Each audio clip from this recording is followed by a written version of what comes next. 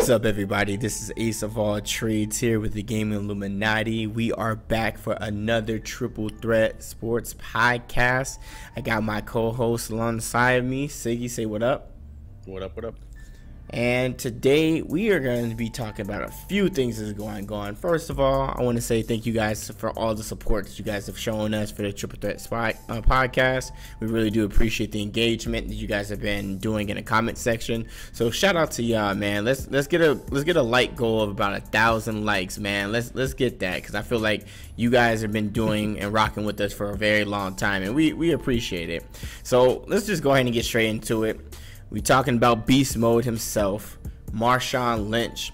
First game, a preseason game actually, as an Oakland Raider. And what does he do? He sits down during the national anthem.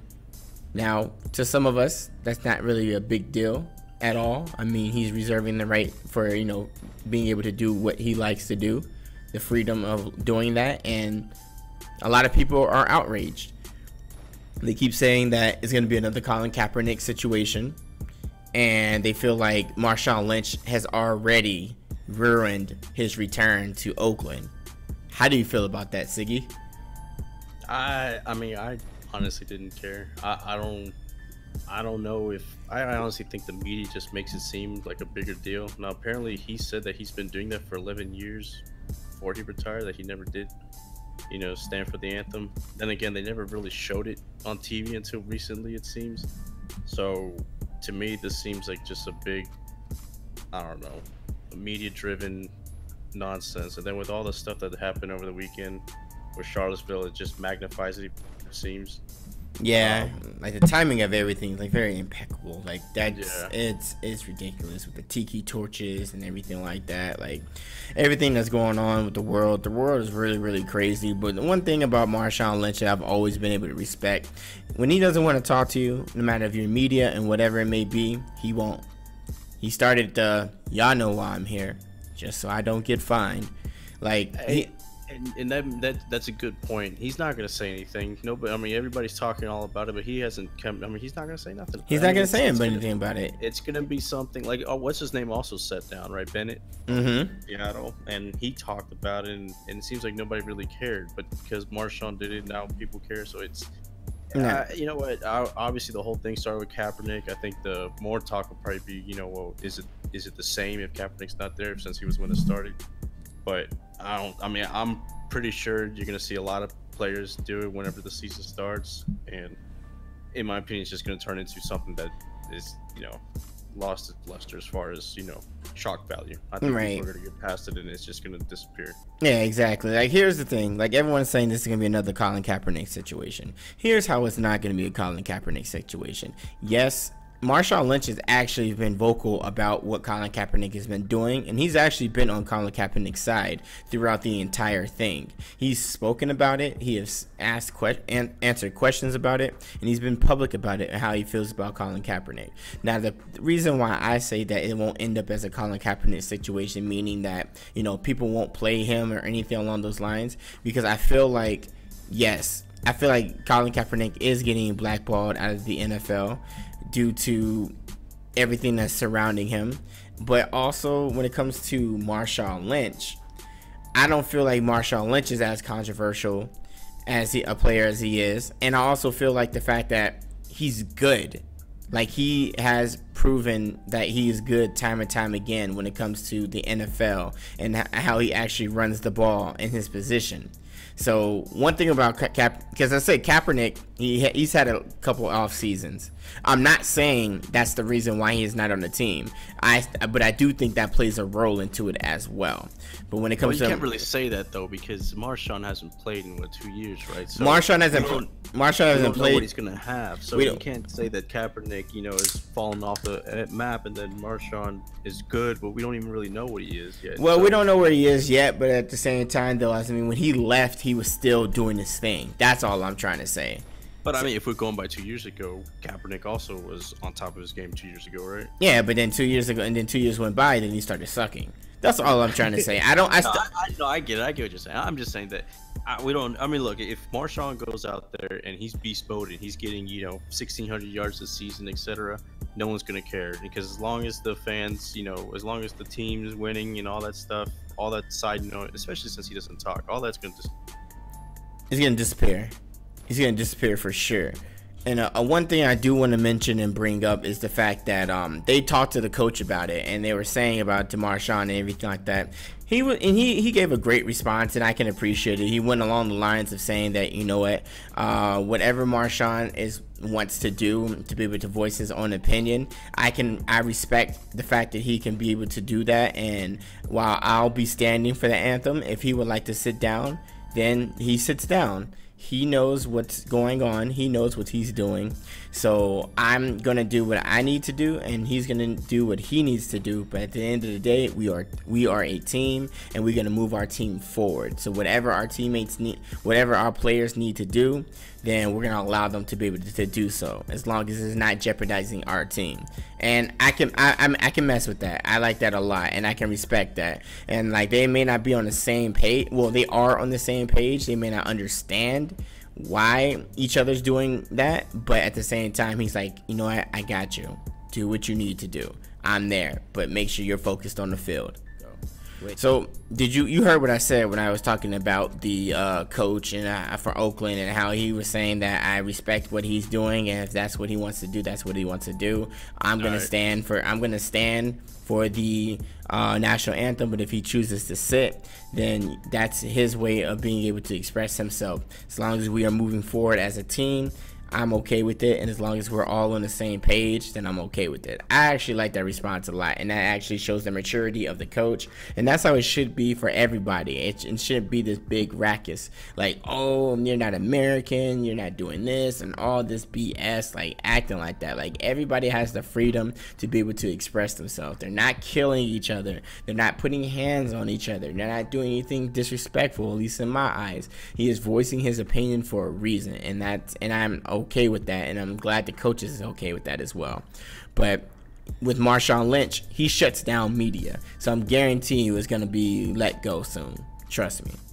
No, yeah, and I agree with you. I mean, Jack Del Rio obviously was staying. There's going to be players this year that's going to sit. I think this year should be more about the conversation, especially like I said earlier, after the whole thing with Charlottesville, about some kind of unity, because the division is now at a point, at least in my eyes, where it's just gotten crazy. So I think now it should be more focused on healing and things like that, because I mean, the path that America's going through right now is just insane. At least it's in my eyes. It's a long time. It's a nightmare for him. It's really bad, and it's only going to get worse, unfortunately. So hopefully the conversation this year is more about unity and not necessarily division, but we'll see what happens. Yeah, like, what can we do to make things better? What can we do to move forward? Stuff like that, along those lines. But speaking of the NFL, we have to talk about the Dallas Cowboys running back, Ezekiel Elliott. He actually has been suspended for 6 games starting the 2017 season. Now, if this goes through, this will kill Dallas's season for sure. Absolutely. No, I don't know about that. What are you talking about, fam? Well, 6 games without Ezekiel Elliott, it would be very hard for them to run their 6 games. No, I mean, you got to remember there's a couple of things. Dak Prescott is another year. He's if the Cowboys were going to go ahead and release him, this would be the time, obviously. He was playing, almost conservative, and he did good because they had Ezekiel Elliott. Now you're just going to see more of a pass-happy team. So I don't see a huge drop-off in production for the Cowboys overall. Because if you look at it, you weren't going to run, Elliott for 150 yards a game this year. I think that the progression should be that now you're going to have to see what Dak is made of. So they're going to be throwing more. And Garrett has always been somebody that likes to throw the ball around. So it's not like Tony Romo sat back and he was handing the ball off all the time whenever he was there. So I think it was going to be a season where it wasn't going to be a huge drop off for Ezekiel Elliott. I just didn't think that it was going to be a season where he's going to be the main focus for that offense. Having said that, yes, 6 games is a lot. I think you're going to have Morris and McFadden carry the load in the meantime while they work this out. But like I said, I don't necessarily think that the production of the Cowboys themselves is going to be a huge, a huge dip, like it's going to kill the season. I don't think that at all. Because to say that we're saying that the Giants, the Redskins, and the Eagles are going to be way above the Cowboys, from what I saw. And from the preseason, I don't see it, but also that still leaves them open for trouble because they know that they don't have their best running back. That's all I'm saying. It's going to hurt them. It will hurt them. It won't be easy. Nah, okay, look. When was the last time you had a team where the main focus was the running back, where he was great, and they were very successful? Name a team. It's been a while since that. I mean, the only one I could think of would be maybe a couple of years of the Vikings. Yeah, the Vikings with AP. But they never won anything. Yeah, they never won anything. Yeah, but AP and no, at the time, Tennessee Titans with who was it? I want to say Chris Johnson. That they didn't win anything. But they didn't win anything. Yeah. So I mean, in the end, that's what I'm saying. It's not like okay, look, I'll give you a perfect example of a team that had that running back, and when he left, everybody thought that team was going to just tank, and that was the Chargers. Whenever LaDainian Tomlinson left, everybody's like, oh, that's it, Chargers are dead in the water. But Phillip Rivers wound up carrying that team flawlessly. Like, they didn't even have a running back, it seemed, for like 5 years after that. Yeah, they had Danny Woodhead, chill.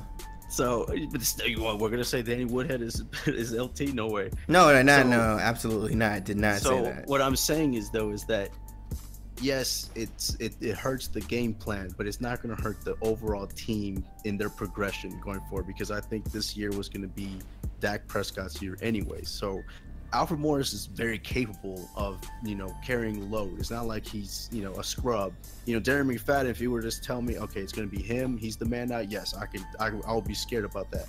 But Morris was somebody that's always been solid. He wasn't great, but he's always been solid. So if you're going to run, the ball, for the first down, on the first down, you're going to run and you hope that, Elliott was going to get you 7, 8, and Morris only gets you 5, it just means that now instead of having him run to get the first and second down, you're going to go ahead and rely on Dak to do it. So the team overall, if you're looking at by record, let's say the Cowboys were an 11-5 team, maybe losing Zeke for 6 games makes it to where they're a 10-6 team at the most. I mean, they're one loss, I think, because I don't see them having Zeke and being that much worse, you know what I mean, or losing Zeke and being that much worse. I don't see that. So I mean, then again, I could be completely wrong and they tank and it's going to be, they're going to be a 4-12 team, but I just don't see that. Unless Dak is that bad in his second season, I don't see that at all. Right, and I got you. So these the domestic abuse charges is the reason why he's getting this 6-game suspension. But as it has been, he's actually officially have appealed it. So now we're just waiting on the appeal process. Let's talk about that real quick. Yeah. This whole thing, in my opinion, is one big joke. I thought that whenever they announced the 6 games, this looks like a case of the NFL trying to make a right because they fucked up last year with the kicker, Josh Brown. Mm-hmm. So here you have Josh Brown, who actually went to the police and admitted everything, that he beat his wife, etc. And he was put in like that stash away list, the whatever the list is. It was like a retirement / whatever list. And then eventually the pressure came down to the NFL, and that big pressure, what did it result in? 1 game suspension. You're right. Here you have a situation where there was photos or whatever, that the bruises, but in the end the police felt that there was not enough to go forward with it, and everything was pretty much, they had no charges filed, and Ezekiel Elliott is a free man. Right. But the NFL took it upon themselves to punish him anyway. So they pretty much became the law. Yeah, that's exactly what it is. I mean, because at the end of the day, the NFL is a business, and if they feel that they need to be able to make an example out of somebody, they're gonna do it, and that's what they're doing now with Ezekiel Elliott. It seems like and I think that the 6 games is way extreme. That's everybody else has gotten for something like that. Now I understand. Before anybody starts jumping on me about, it's a big important issue, domestic violence. Of course it is, but I understand compared to the predecessors and what they have done and everything like that, and have actually openly admit. You gotta be consistent. The NFL needs to be consistent. If you're saying that what Josh Brown did only warrants one game, and he actually admitted it, and then you have Ezekiel Elliott saying I didn't do anything wrong. There might have been, you know, some pushing and stuff like that, but it was never got to the point to where it was a full-on case. And then the cops are also backing that up. That you can't take it upon yourself and say, oh, it's a lot worse than he said, because if it's a lot worse and the police are saying no, it's not, how can you determine that? So the NFL, they need to either make it to where it's okay, we got the 6 games out there so nobody will question us. We heard the appeals process. We'll reduce it to two at the max if they want to go by this code of conduct thing, and that'll be it. And maybe they could use it to roll up all the other stuff at the same time, whether it's the brawl at the fight, at the club or whatever, with the bouncer, DJ, whatever it was. He's gone doing it. He's done a lot of stuff, man. He's really done a lot of stuff. If you want to roll it all up and say, hey, look, based on everything that's happened, not just this case, this is what it is, I bet you the fans and everybody else will understand that more than, hey, this is it right here. Because I mean, he was in the when didn't we talk about this before? He was in a St. Patrick's Day parade or something like that and pulled the chick's like breasts out or something like that. Exactly. If you want to roll it all up and say, okay, this is based upon behavior, then that's more understandable. I can understand that. I can definitely understand that. And then on top of that, some of the evidence that came out today, did you hear about this? The text messages that came out. Yeah. So the girl also has a shady past. So based on the evidence that's out there, apparently she was trying to blackmail him with some sex tapes. They have sex tapes of them as a couple, and that she registered a domain. It says like EzekielElliottSex.com or something. So it's a whole mess of character witness with her. You know what I mean? So with that said, like I said, I know domestic violence it's a big deal. It's an important issue, and it's something that obviously everybody should, respect in regards to, if a woman is accusing, etc. But based on consistency, history of what the NFL has done, you can't take it upon yourself to be the judge and jury for something that the police, if you're going to be mad at anybody about, not doing anything, then it needs to be the police, it's not the NFL that need to be the ones that determine, hey, yeah, these bruises were a week old or whatever, so you're guilty of it. That's not the NFL's job. If everybody thinks that he's guilty, etc., that needed to be handled by the cops, a jury, etc. You can't have the NFL be that, because if that's the case, then Josh Brown should have gotten a year, because he came and went to the cops and said he did it. And then if the NFL is saying, well, the cops didn't do anything, well, then now the NFL's taking it upon themselves, and that means Josh Brown should have got a longer time because he actually admitted he did something. So consistency is key. Yeah, absolutely, and I agree with that. But since we're already on the subject of the NFL, we got the preseason games coming, already going on right now. I mean, what do you think of your Jets so far? They won a game. That's the only game they're gonna win all year, it seems, and it's a preseason game, unfortunately. Right. Some games have been going on and whatnot. It's good to see the NFL back. I'm very excited for that. But we gotta talk about this bullshit. We talked about breaking news last time with Jay Cutler. Man, we were talking about Colin Kaepernick and how he's perfect to go to Miami, and all of a sudden, perfect for Miami. Not perfect, but it would have worked out in his favor. Like now, I knew last week whenever that happened, I remember mentioning, hey, guess what? Jay Cutler's gonna come in there. Everybody's like, oh, no way, Jay Cutler. Hey man, Jay Cutler's there. It happened. Jay Cutler is there. Jay Cutler is the quarterback for the Miami Dolphins. Let's see. Out of all the teams that could have had an injury, and everybody was, that's hoping Kaepernick gets a job, out of all the teams, the Dolphins were the worst possible choice, because you got to remember, there was something that happened last year that Miami fans will never forgive Kaepernick for, period. And that was him wearing that Fidel Castro shirt. Mm-hmm. That right there was the death mark of that was going to the Dolphins. Yeah, that was a slap in the face. And I can already see that the owner, regardless if he wanted Kaepernick or not, would never hear the end of it in Florida if that happened, period. Especially South Florida, especially Miami. Yeah. Now, if it was Jacksonville, if it was they wouldn't care. They wouldn't have cared. Tampa Bay, they wouldn't have cared. They wouldn't have cared. But it was Miami. That's not going to happen. So as much as people say, "Oh, there's proof that it's blacklist," the owner had more than just, you know, politics in that part. It was going to be something else. It was going to be more about fans at that point, because you can't say screw the Cuban Americans, we're going to do this. Nah. Yeah. It was all they bad. were upset about it. So right. That's the reason why that happened. Gotcha. We got this bum ass dude, Jay Cutler. He's back in the NFL. Let's look at his stats. His last stats for 2016. He only played in 5 games, completed 81 passes out of 137. His completion rating was a 59, and he had 1,059 yards. Let's see, he had 5 interceptions, 4 touchdowns, 5 fumbles. Jesus Christ. His QB, for the 5 games he played, his QB rating was a 27.8. His QB rating overall, let me see.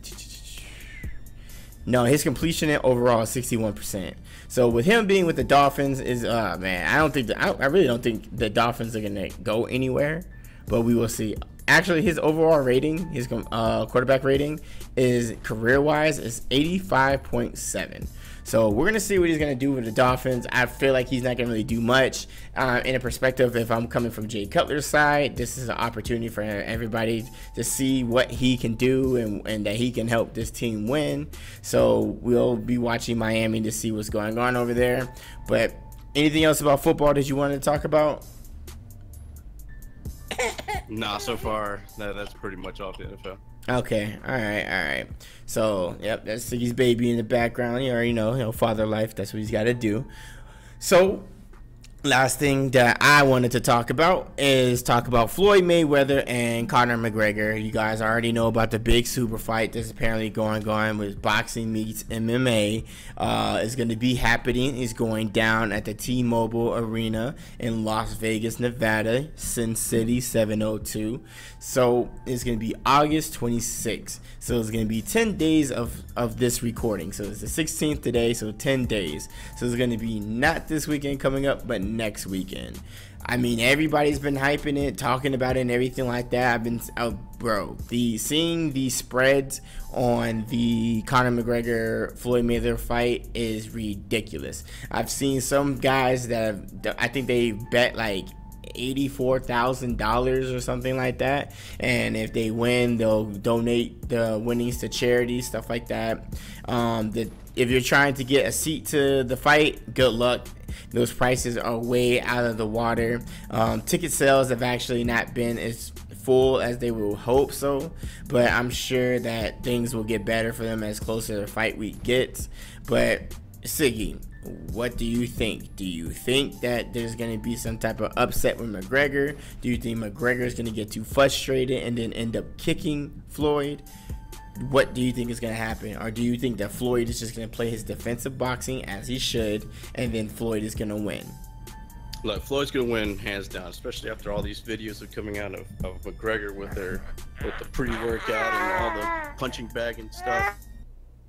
Right. See, the baby already knows that Mayweather's gonna win the fight. I mean, the only way that I could see Conor McGregor winning is if Floyd Mayweather does not box the way he boxes and he lets McGregor get into his head, and then all of a sudden McGregor hits him with a cold right hand or a left hand, because McGregor does have power. I will give him that. He doesn't have the endurance, but he definitely does have the power. So if Conor McGregor can get Floyd Mayweather out of his zone, out of his head, and not box his game, then that's the only way he can win. Other than that, Floyd got this, fam. They got this.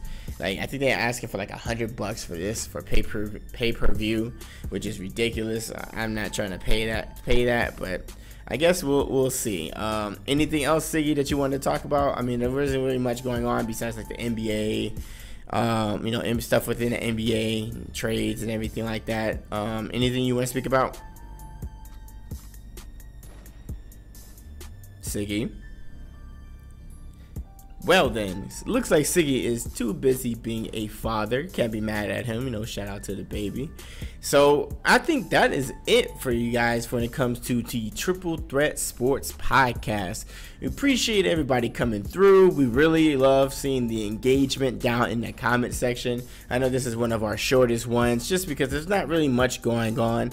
And plus, how much deeper in the Marshawn Lynch situation could you really talk about? But we appreciate the support and everything that you guys do. If you guys are interested, check out our Patreon. That is patreon.com/GI updates. There are a whole bunch of different tiers. Next Triple Threat, I will see if anybody is interested in being part of one of the Patreon guests for the Triple Threat Sports Podcast, and so on. There is a certain tier for that. So if you guys are interested in that, definitely let me know.